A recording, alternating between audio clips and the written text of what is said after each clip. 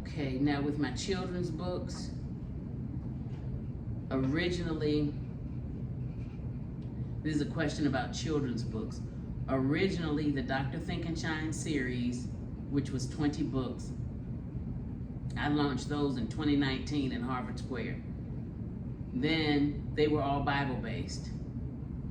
And at that time, I wanted to share more with the school because I had one of my advisors said, why don't you share it at the school? But since it was Bible-based, and there's a division between church and state at that time, and even now probably in America, I had to write another series of books called Dr. Think and Shine Goes to School, which was more character-based, like Freddie Forgives, or Tammy's Day Off, about teaching about rest and taking days off, or Plan Ahead Fred, the Kangaroo's Blue Shoe, keeping things in order, planning, everything in the Bible's in decency and order. So I still use biblical principles, but lean more on the character side.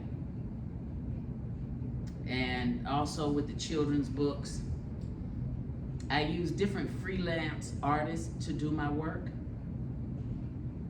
And a lot of them, you can tell, use AI, but the main thing is to get your message out there. If you wait until something's perfect, beloved, you'll never do it.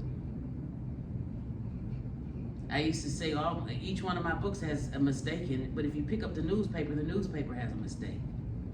And then on the back of this book, P15 Passbook, the first letter on the back description is missing. Instead of saying first, it says erst. And I believe God is a God of excellence, and we are people of excellence. At the same time, what comes from the heart goes to the heart. Charge it to my head and not to my heart. Especially in my book, Prayer Boosts. 365 prayers and 365 scriptures.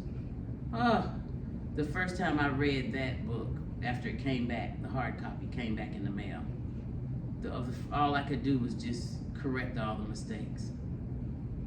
And some of them are not mistakes. Some of them I'm typing in the spirit.